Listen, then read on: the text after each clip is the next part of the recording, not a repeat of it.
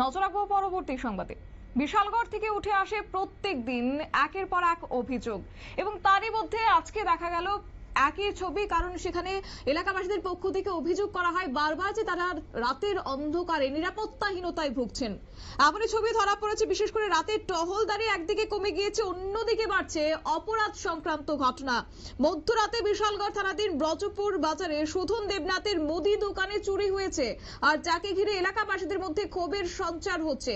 গোটা বিষয়কে কেন্দ্র করে কি রয়েছে ওনার বক্তব্য, শুনুন।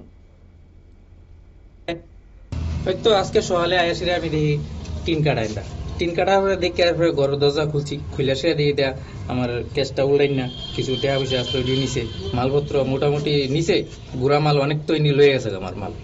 হ্যাঁ, বড় বস্তা বের করছে না, কিন্তু গুড়া মাল নিছে, পেটির পুটির মাল, এইসব মালটা লয়ে গেছে। আমি তো এরপরে দেখি হতভাবে গেছি, এরপরে কিটা করাম। এরপরে কত টাকা মতো নিচ্ছে মাল? ওই 20-25 হাজার টাকা টাকা মিলে মালপত্র বেড়ে। ক্যাশ টাকা আসলো না? ক্যাশটা আসলো 22-23 আসলো, বাগদি টিহা রেজগি মিলে নিয়ে আসলো। কিসের দোকান আসলো আপনার? মুদি দোকান। কোনখানে দোকানটা? এই তো ব্রজপুর বাজার। কি নাম আপনার? সুধন দেবনাথ। এই এলাকায় কি কোনো পুলিশের কোনো টহলদারি থাকে রাতে আধারে? রাত্রে তো আমরা আগে আসলে, এখন তো থাকে না। কি মনে হয় পুলিশের যদি টহলদারি যদি থাকতো তাহলে কি রাতে আধারে এরকম ঘটনা ঘটতো? থাকলে রাতের আধারে এই যে মদ টদ খায়, এসব নেশা কিছু কম থাকলে খুবই মানুষ ইয়া থাকলে থানাতে জানানো হয়েছে না? থানাতে আজকে সকালে জানিয়েছি। আইসে না?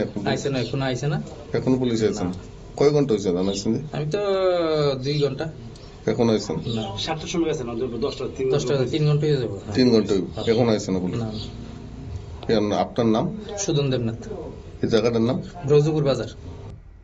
আপনারা শুনলেন সেই দোকান মালিক সুধন দেবনাথের অভিযোগ, এবং তারা জানাচ্ছেন প্রত্যেক দিনই একই ঘটনা ঘটছে এবং তারই মধ্যে পুলিশের নিষ্ক্রিয় ভূমিকা নিয়ে প্রশ্ন উঠতে শুরু করেছে। কেননা রাতের টহলদারি রীতিমতো কমে গেছে এবং তারপরে অপরাধমূলক সংক্রান্ত ঘটনা প্রত্যেক দিন ঘটছে, এবং সেক্ষেত্রে পুলিশ কবে নাগাদ সদয় হবেন, কবে নাগাদ চোরেদের উপদ্রব কমবে, সেই প্রশ্ন এখন তুলতে শুরু করেছে বিশালগড়বাসী। নিয়ে নিচ্ছি ছোট্ট একটি বিজ্ঞাপন বিরতি, সঙ্গে থাকুন।